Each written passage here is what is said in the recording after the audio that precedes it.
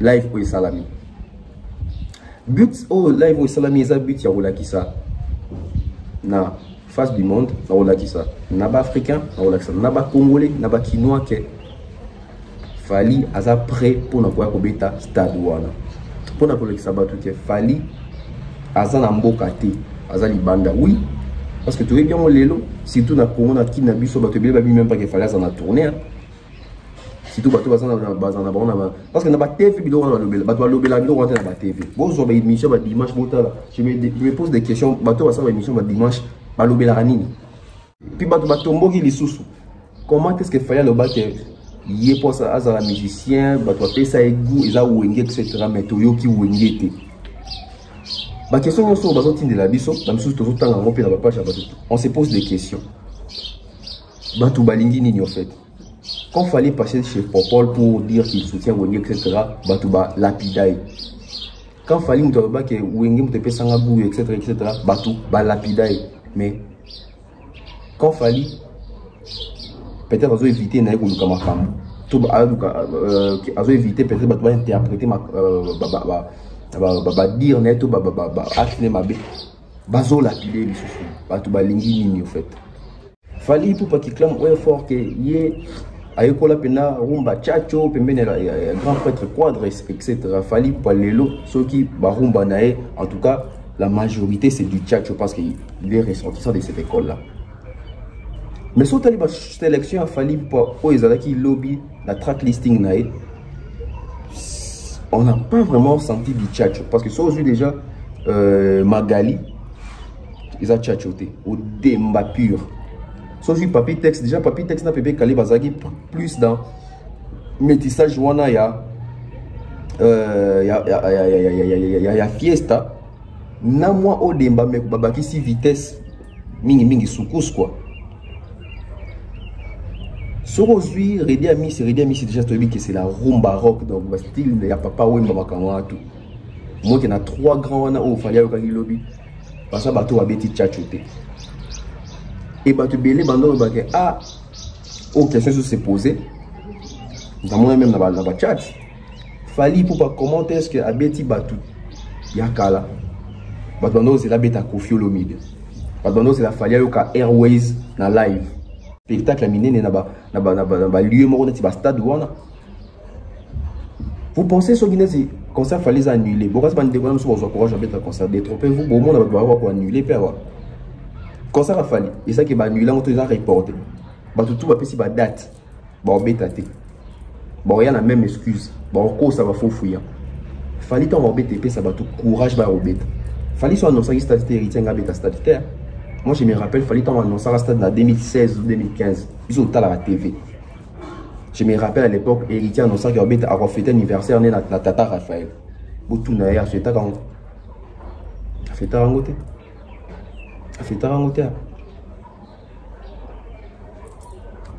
Je sais plus si c'est en 2007 ou en 2020. Héritier annonçant qu'il a reflété l'anniversaire de la Tata Raphaël. A fait ta rangote à Gendate.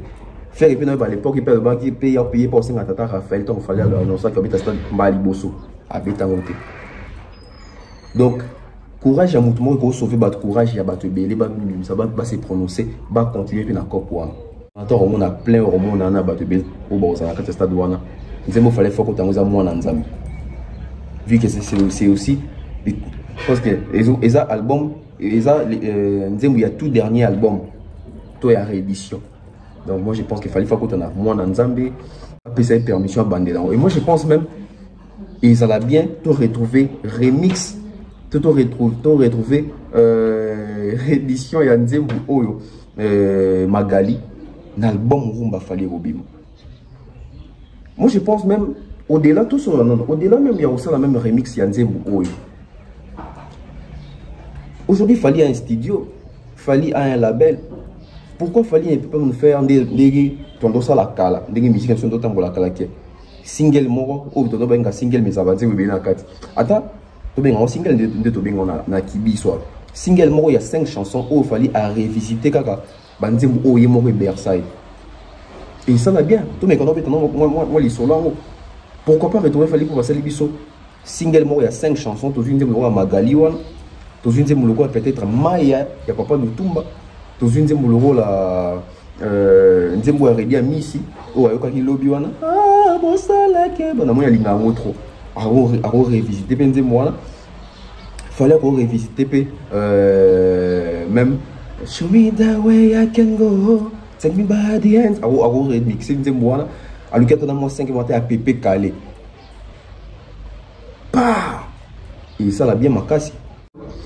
Un coup, il faut bêta. Ce qu'on a dit, on a obanga sur les petits jours. Auto monde dans les États-Unis, des gens qui n'a pas tourné. On a obanga ce qu'on a kiné aux Andes parce que bisou nous fait bateau tout bas côté un stade wana. L'icolo. Ah, on a aussi un fallait longola. On a pas l'icolo dans stade. On a papa mon toza raté. Je pense que track listing nanga na obandé on lisusu track listing nanga. Moi Nzambe, service bloqué, allo téléphone, à mort, à flyer, science-fiction, humanisme, tout le monde danse, école, un coup, l'icolo, message, ça ne bouge pas, un mois. Sans compter, bah invité au Baroya. Aïe aïe aïe aïe aïe. L'agence Kimia Shipping au Canada. L'agence Kimia Shipping au Canada, toujours prête et à votre service. La solution, c'est l'agence Kimia Shipping de Canada et adieu nos petits soucis.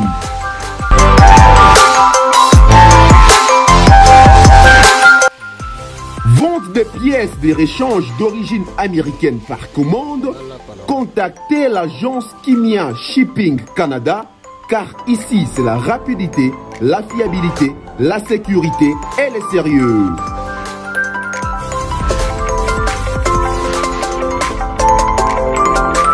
Aérien et maritime en toute sécurité.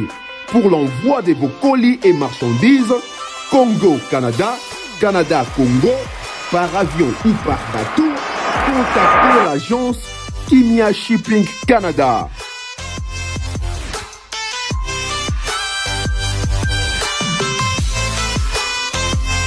Et pour contact, 00 15 14 531 84 01. L'agence Kimia Shipping de Canada. Tokos.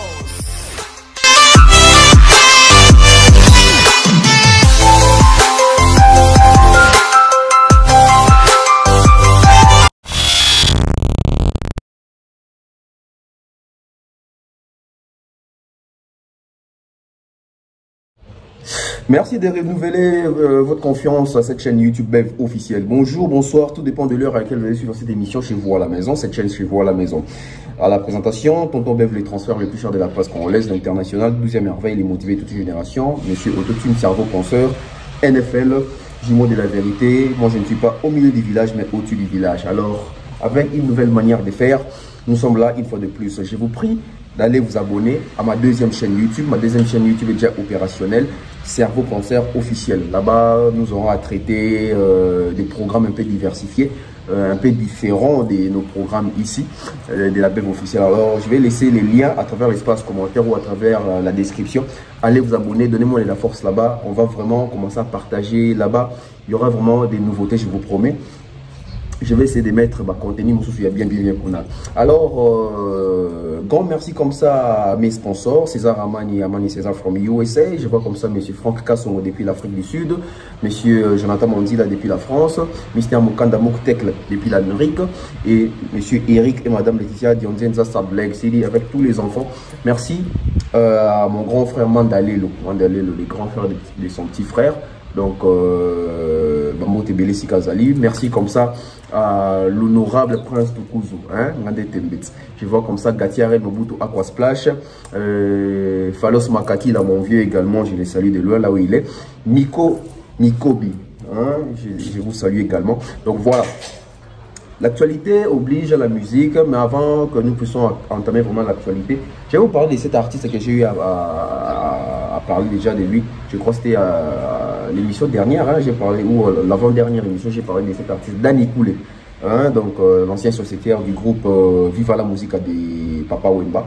Donc il a mis une très belle chanson sur le marché des disques, une très belle chanson en tout cas. Allez suivre la chanson, je vais vous mettre les liens, je vais vous laisser les liens aujourd'hui ici à travers l'espace commentaire également. Danny Cool, une très belle chanson. Donc l'artiste a su réunir ou unir des grands artistes de notre pays, la République démocratique du Congo, dans une chanson. On a retrouvé l'âme de Papa Wemba et nous avons retrouvé la force de Fally Ipupa dans cette chanson-là. Donc, allez écouter la chanson, l'instrumental de la chanson.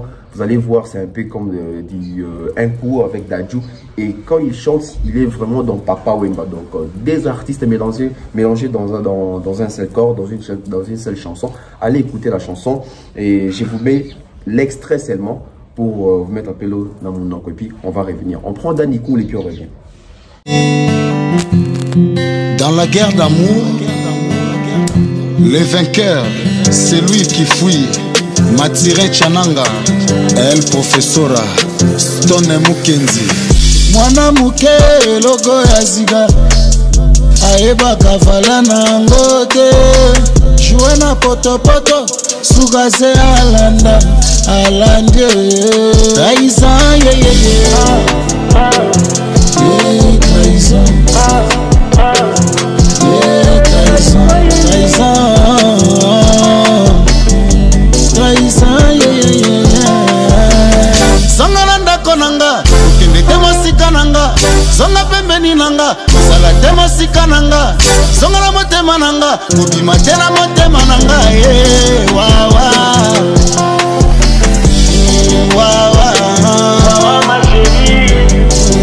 Voilà, des retours sur ce plateau avec Tonton Bev. Donc on continue, vous avez suivi comme ça Danny Cool. Donc Danny Cool qui évolue maintenant au niveau, je crois, de Lubumbashi, si j'estime mes recherches sont bonnes. Et l'artiste continue avec sa carrière, il continue avec les chansons, il continue avec l'innovation, etc.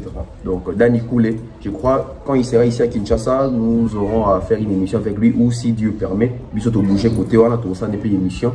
Danny Cool, allez vraiment donner la force, abonnez-vous chez l'artiste, écoutez l'artiste, soutenez l'artiste. Ce sont des valeurs que Congo ils en ont besoin. Fally Ipupa était en live hier, donc c'est vraiment le main event de cette émission. Fally Ipupa était en live hier, retour avec force. Oui, retour avec force de Fally Ipupa après une longue tournée. Il est presque à la fin de sa tournée. Et l'artiste a jugé bon de nous donner un live. C'était hier soir, je crois que c'était aux alentours de 19h15 ou 20h15, si je ne me trompe pas. Fally Ipupa, tout décortiqué dans le live. Live, oui, mais pourquoi en ce moment?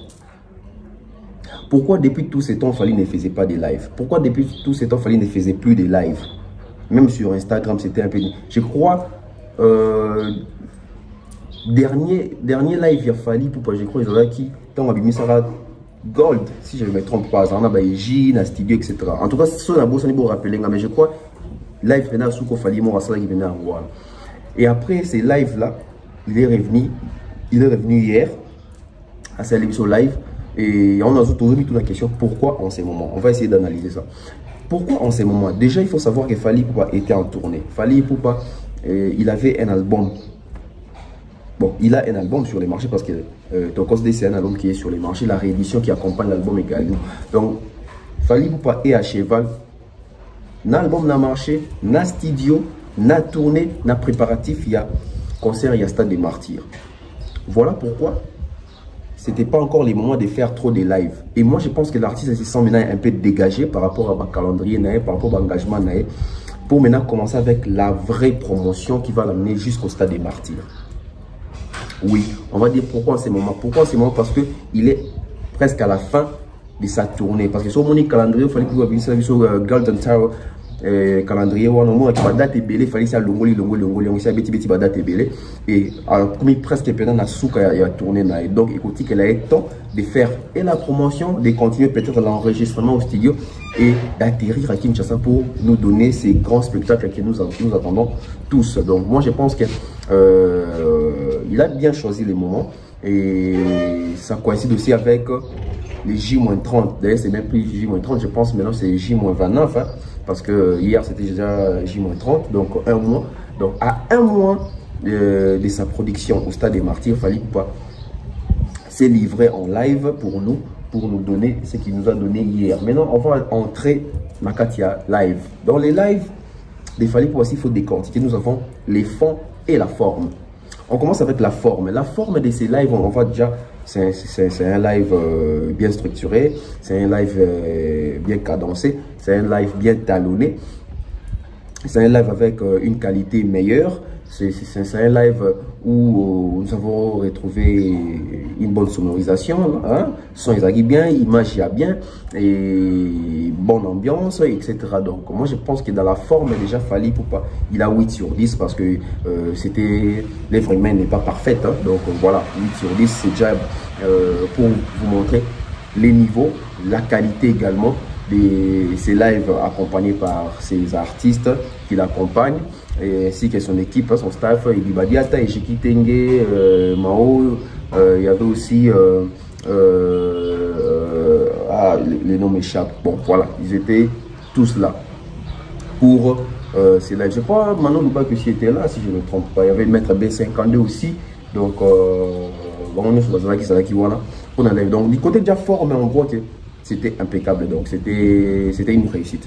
Maintenant, les côtés fond.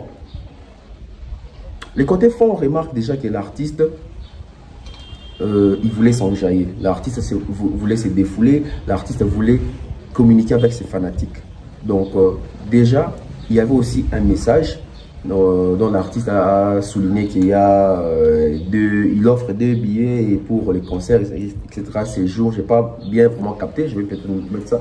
Donc, à part ça, l'artiste a eu à exhiber ou à nous faire déguster ses chansons préférées et ses propres chansons à lui également, et à mettre aussi en avant d'autres artistes. Donc du côté aussi fond, ça avait vraiment, il y avait contenu donc voilà, du côté forme là, contenu ça va, donc on a forme, on a PC 8, et du côté contenu je vais donner 7,5. Voilà, on continue avec Fally Ipupa. Est-ce les lives étaient utiles? Question suivante. Est-ce que là, ils vont les une utilité ça la matin? Oui, ils ont une utilité ça. Pourquoi? Parce que tu as une phase promotionnelle. Et dans le bango, tu as la promotion pour les cas Fally na volonté à promotion en zate parce que ça yende mutorobet dans le stade.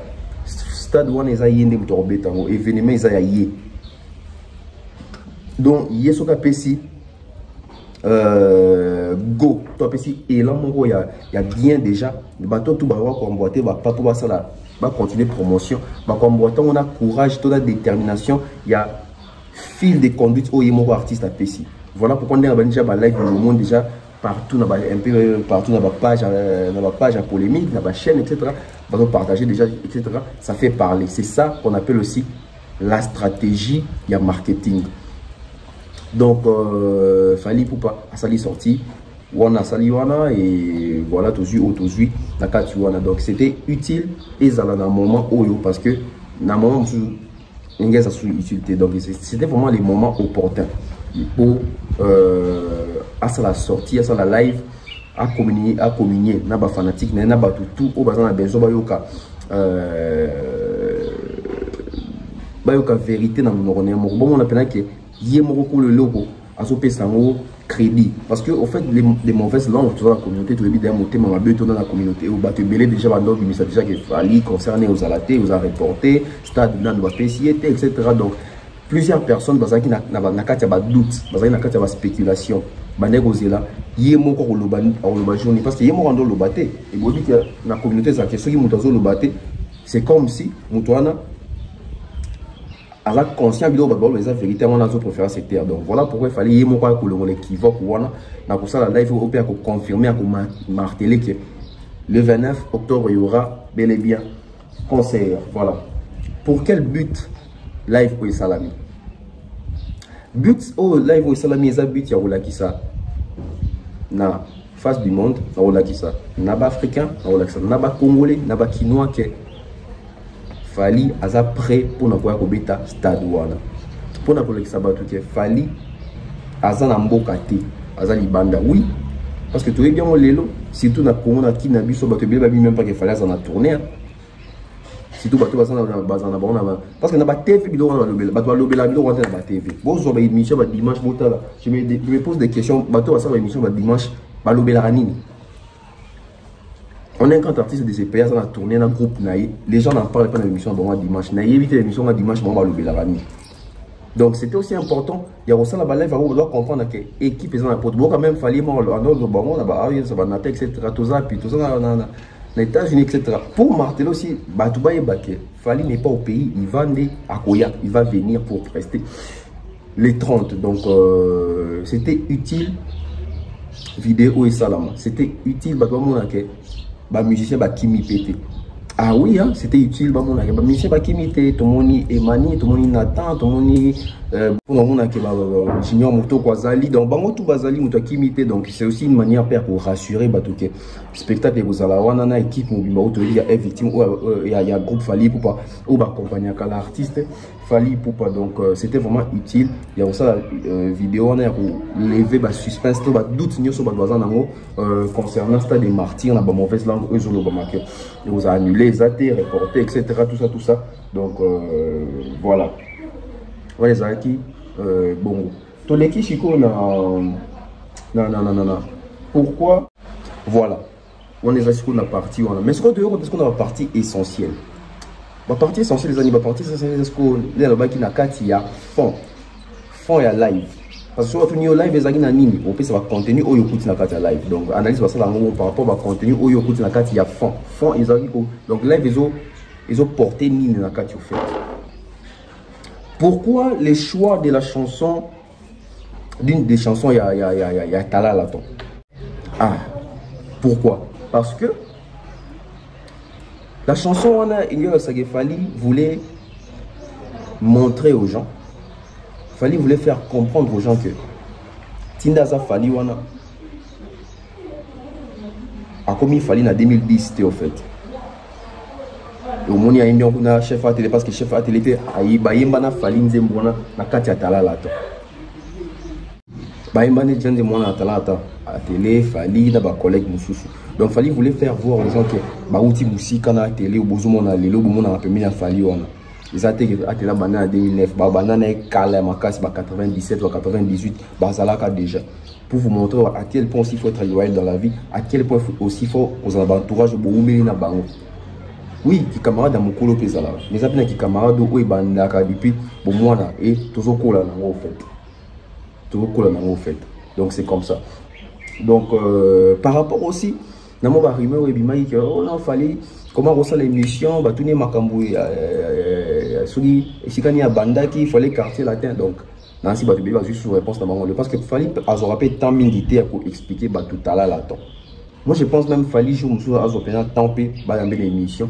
Attends-moi 20 minutes consacré d'abord sur le groupe où on a Tala Laton expliquant bien parce que fallait ou battre il fallait éclosion et quartier latin.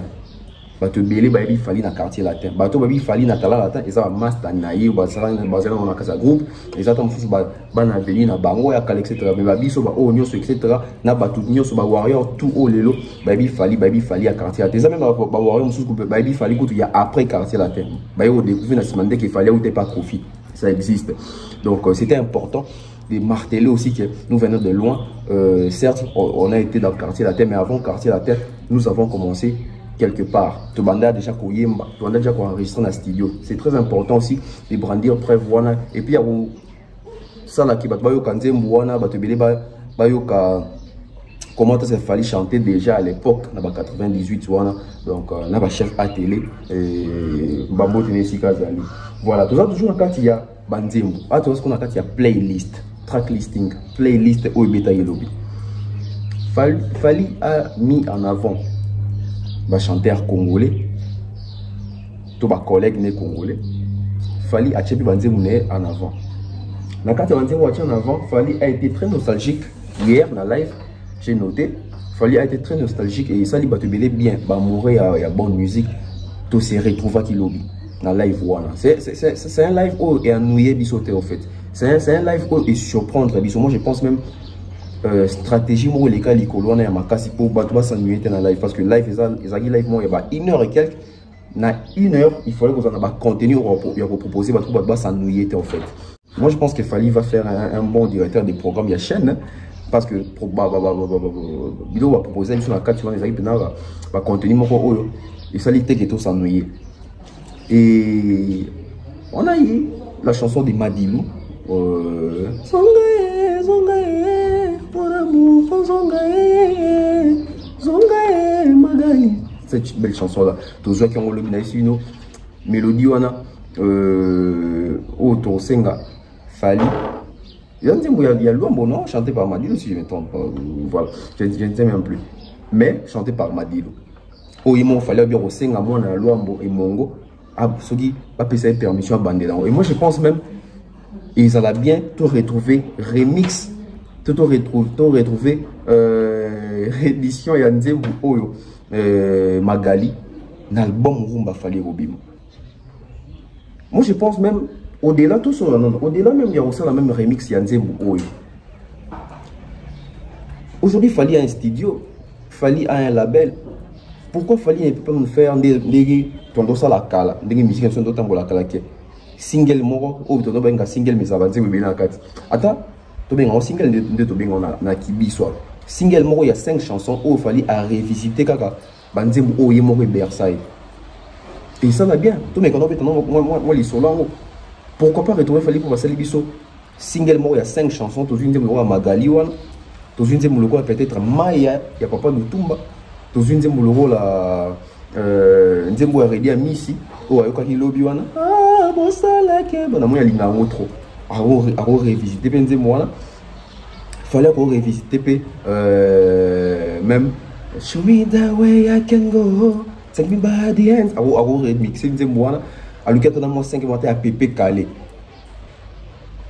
pa et ça l'a bien makasi et refaire découvrir Batou Fally mususu parce que bah message ming na Fally abanze munemo mais ce moment que Fally dans la peau ya artiste mususu puis na qui Fally parce que il y a la différence entre interprétation et la réincarnation parce que bah mususu ça la raison bah interpréter bah mususu ça la réincarnation et moi je pense que bah il faut voir que Fally soit interprété l'artiste ou bah Versailles moi bi o baza banze moto kola na moi Versailles en France na moi je pense que et les moments où il y a bien sûr qu'il fallait à Tiango en avant et moi je me rappelle encore avant Papa Lutumba Kufa fallait remixer je crois Maya tant par le coup Lutumba Kufa ndi makamona moi pe là bino mona fallait zo kaka et loko yo bino mona makabisala azo moi ma séquence ma belle ça sangisi na mama eli na sali na kifali au mona ndé ça c'est la chanson congolaise la plus vue aux en chaîne artiste congolais.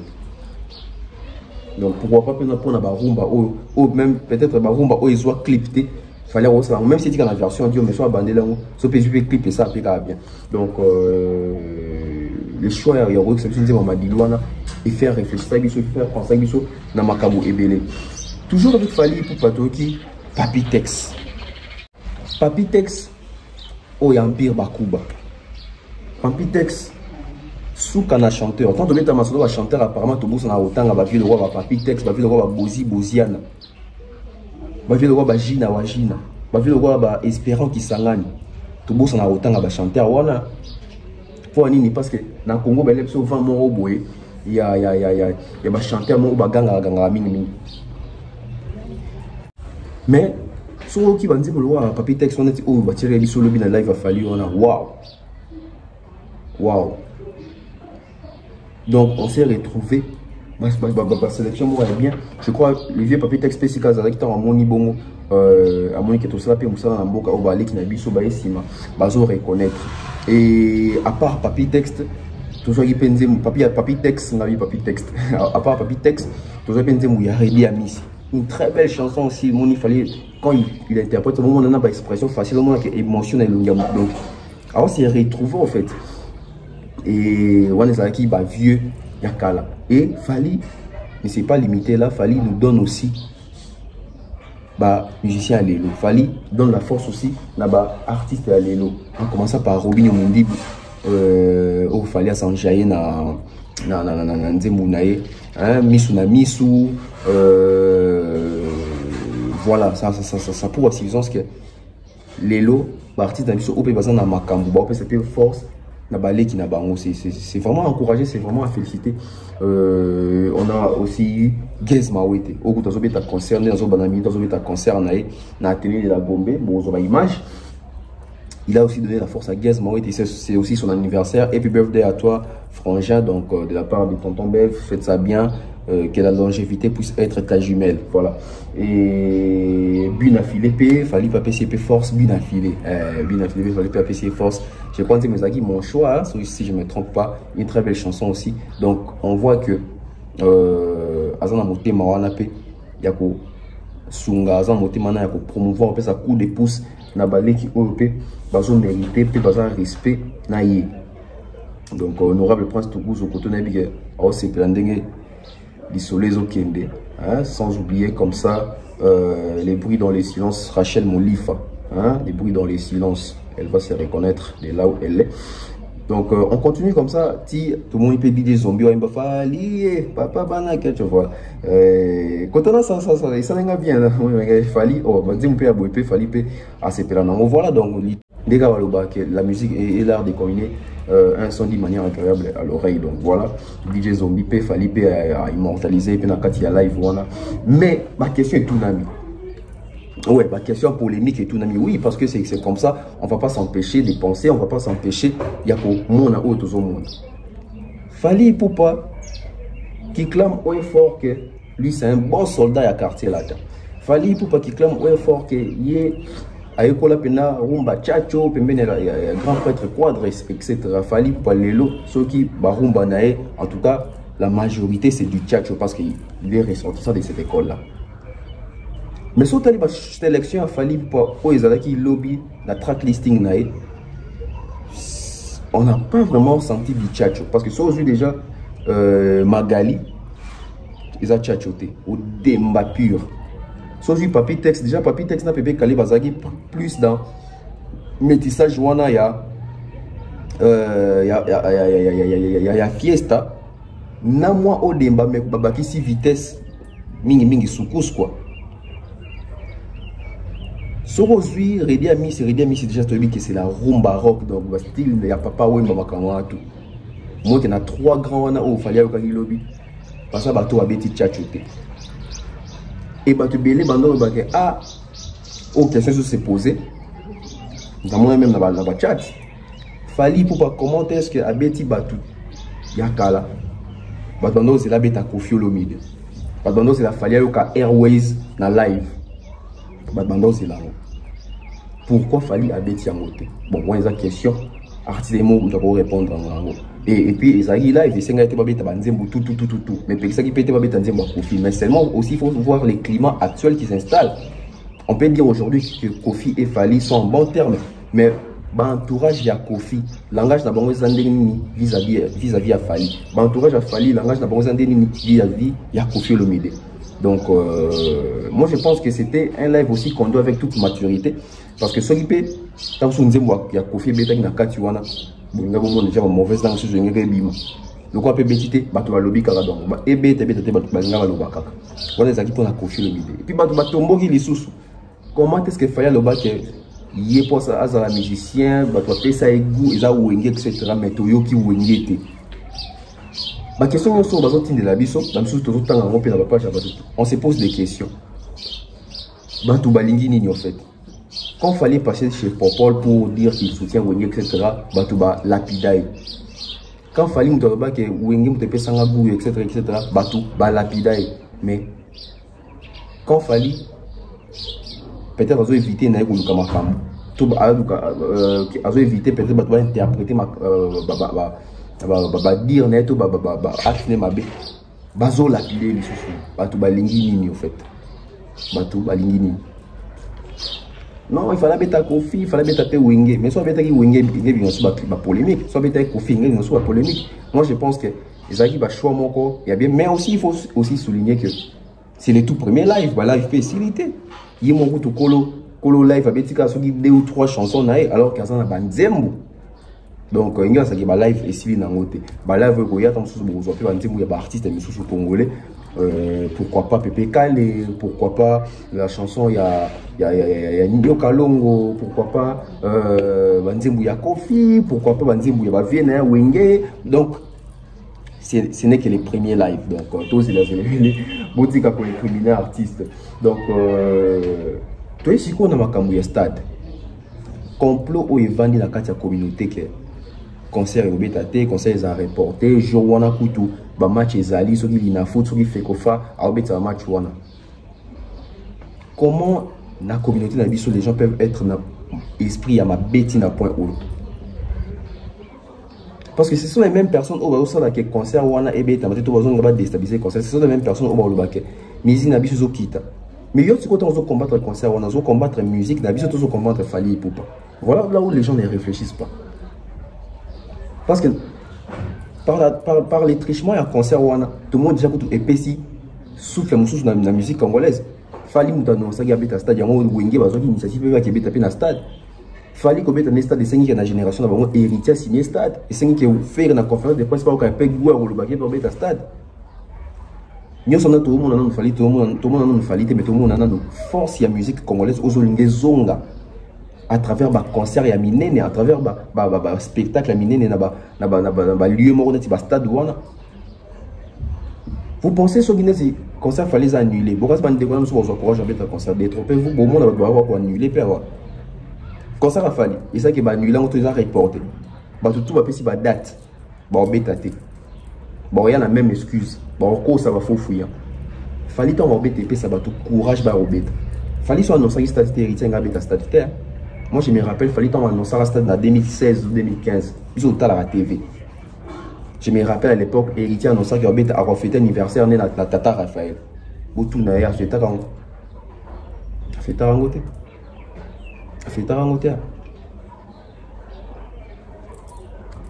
Je sais plus si c'est en 2016 ou en 2020. Héritier annonçait qu'il y avait fêté l'anniversaire de la Tata Raphaël. A fait tarangoté à Gendate. Faire et puis à l'époque il paye pour ça à Tata Raphaël donc il fallait annoncer qu'il y avait stade Maliboso à Bétangoté. Donc courage à Moutoumou pour sauver votre courage, il y a battu belé, ça va se prononcer, va continuer puis na cop à stade P, ba bimisipe Mukanda ke fait kofa ba reporter to ba délocaliser ba match wana pour na les 29 ba délocaliser les 29 événements etikali moko Fally Ipupa lettre ya moi les autres circuler. Je crois dans temps tout temps moi longo soki na komona en tout cas parce que nga miso tous mes contents ensemble na bino. Ce sont avec ces mauvais cœurs là où ils vendent dans la communauté. C'est honteux au fait. C'est honteux. Transmis copie pour information à son excellence monsieur le ministre des Sports et loisirs, messieurs les secrétaires généraux au sport et loisirs, messieurs les présidents de la FECOFA, tous à Kinshasa. Concerné, réservation du stade des Martyrs à monsieur le président de Ligue nationale football Linafoot à Kinshasa Gombe. Monsieur le président, par la présente, nous tenons à vous informer l'indisponibilité du stade des Martyrs pour recevoir les activités sportives à partir du 24. Donc, à partir déjà les 24 octobre, stade est sous disponibilité. Fallait si aspect ça bon, si bakanga, si mbok essayer ça fallait stade là maboko. À partir du 24 octobre jusqu'au 29 octobre de l'année en cours. Ainsi, toutes les activités sportives y programmées seront délocalisées dans d'autres sites. Sinon, elles se verront déclarées de quelques jours. Voilà. L'expression, en tout cas, moi, il faut comprendre. Veuillez agréer, monsieur le président, l'expression de notre parfaite considération pour les comités plutôt de gestion. Polydor, Bongoubou, Baindou, signature, etc. Michel Ombataluta, signature également. Donc voilà. Bah, détracteur, bah, jaloux. Bato amité en mabe, bato amité ma solo ka. Utigali na Sonia. Pourquoi combattre ces concerts? Parce que Sonia bato ba rolobake biso tozo banga falite. mais botika beta concert na parce que so bo combattre on sait que bozo banga nini na le beta milité na nous concert beta milité laissez-les jouer, c'est son tour. Parce que quand ils sont en train de combattre Fali comme ça, même après, ils vont combat. Et il faut comprendre que dans le level où Fali il y a un nerf solide à supporter le combat. Mais il y a un nerf solide à supporter le combat dans les réseaux sociaux. Parce que ça tourne. Aujourd'hui, ça s'attaque chez Fali. Franchement, ça va attaquer les artistes et les martyrs. Laissez les artistes jouer. Jiba beta stade muta combattre azate, Wera beta muta combattre azate, Kofi beta batru ba soutenir. Botika, Falia beta, Botika Heritia kwa beta, Botika Fera kwa beta, Botika bandeko tout bani ko beta, Baya ko beta. Baya ko beta. La terra ya imka ne se casser le beta, kuna match azate. So match ezabo délocalisé, Botika et pas beta. Botika EP a beta. Fallait asengi ba meka proposer track listing à banzembo peut les belé et puis il faut que toi dans stade déjà qui sont net ba moura rumba faut tous à la compréhensif que on est à stade rumba trop théo mais moi j'ai essayé un peu pour mon na meki mon track listing yanga na meka pour proposer toi dans stade. Déjà, s'il faut qu'au côté, moi je pense que d'ici dans le monde de Michel Bégué, on est à la choix à artiste. Mais moi, je pense qu'il fallait tant au côté dans le stade où on a plein au monde, on a battu au bord, on a le stade où on a. Il fallait faire qu'on a moins en Zambie. Vu que c'est aussi. Parce que les albums, il y a tout dernier album, tout est à réédition. Donc moi je pense qu'il fallait faire qu'on a moins en Zambie. Et puis s'il faut que ça maintenant c'est au track listing, moi je crois qu'il faut tous en moins en Zambie, il faut bêta, il faut service bêta, et puis quand hymne national nationalité africaine nous sommes yawana.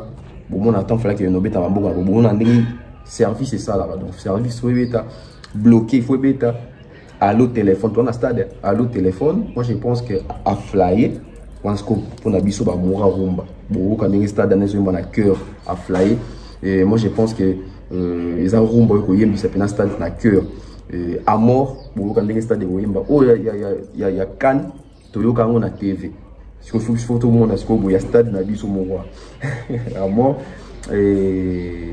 moi je pense que science fiction peut faire bien dans le stade pour avoir annoncé un album bien donc stade science fiction humanisme bon yo cœur il y a stade tout le monde danse on a limité que aux angate et aux ala tout le monde danse. École, toi, stade, école, babi tango fort, une identité, jour où on a posé la bino, école, un coup, il faut bêta. Ce qu'on a dit, mon on a banga sur les bêtis jour où on a, auto monde aux États-Unis, j'ai dit, mon qui n'a pas tourné, on banga ce qu'on a qui n'est aux Andes, parce que bisou mon début bâton tout va au stade où on a, l'icolo. Ah, on a aussi un fallu long là, moi pour l'icolo dans stade. On a papa moutoza la terre. Les États-Unis il y a moutoza te. On peut moutoza et puis un petit terre mais. On sentit il y a une fois par exemple mais on a yemba dans l'icolo. Dans l'icolo message, ouais, message peut faire dans la grande stade il faut jaloux bêta. Je crois ça ne bouge pas aussi. Canne à sucre aime-moi. Bon, ils attractent listing moi je pense que est boué. Mais c'est quoi? Donc on fait là ça bandit mais belé et puis tant ils a peine respecté. Moi je pense qu'il faut ça là-bas. Bah mini c'est concentré à ça là à Bercy. Donc parce que dans le stade, il y aura pas seulement des fanatiques qui a Kilelo, il y a aussi des fanatiques qui a droit chemin, il y a des fanatiques qui a Arsenal de belles mélodies, il y a des fanatiques qui a power, il y a des fanatiques à contrôle, il y a des fanatiques à Tokos 1, Tokos 2, Tokos réédition gold. Donc bah fan a tout bazali. Dans la semi séquence moi je pense qu'il fallait au banda. Liputa, ah bon, va pour pourrir. Liputa, Orgazi, associé, pas en tout cas moment de libération, 5e race, Traveling Love, et même Bisson Bamon, on a. Sorry, même si on a Power, Amour, Assassin, Doki, Nourrissant, le mot Bisson, on a maman qui est original, tout le monde est original, de même, maman, Tokoïna, trop quoi nani to ko mbamo na ouais to ko mbamo na makilelo donc eko ça moi bilo moi ba sopeka ah bêtement 5 papa et puis to décoller moi je pense que eko ça la bien donc je pense que trade listing nanga na obande yango lisusu trade listing nanga moi na nzambe service bloqué allo téléphone à mort à flyer science-fiction humanisme tout le monde danse école un coup licolo message ça ne bouge pas un mois sans compter bah invité au baroya aïe aïe aïe aïe. Bon voilà, je suis à la fin, j'espère qu'il vous s'est payé. C'était tu vas tout décortiquer moi live on en a pour démentir fake news au batomité mamabe batomité ma solo kabazo lingaba baba mema pour na makambo à stade oyo ça tour il a fallu et biso tout photo soutenir vient dans Zakari baba sur les mots là na PC mbote. La PCP vient dans la Papa Moupassoula, Mbotesi Kazali, en ce jour à Kinshasa. Donc merci comme ça, na Maman Flo, merci na Honorable Prince Tukuzu, merci na Fiston Coloqué futur élu, Kelly Charoston, na Moni Boye, Benji Bernard, Benzema Badimba, Gianni Pembele, Maman Flo, King Push, Danny Flash, Alfred Ndelo, Antonio Da Costa, RK, Nana Pessimbo de Telelo. Eliezer Ndundu, Nouch Mawete, Stéphanie Mac, Ida Lomboto, Ida Clarisse, Boza Pende Bele et bon qui ne s'abonner la chaîne YouTube ya Popol Moupassoula, donc chaîne comme on a Mapendo TV au moins faut elongia Popol Moupassoula, en tout cas il y a bien lien à vous s'abonner, abonnez-vous massivement, partagez, donnez la force na chroniqueur Yambo Canabiso Popol Moupassoula. Je suis comme ça à la fin. On se retrouve très prochainement. Bye bye.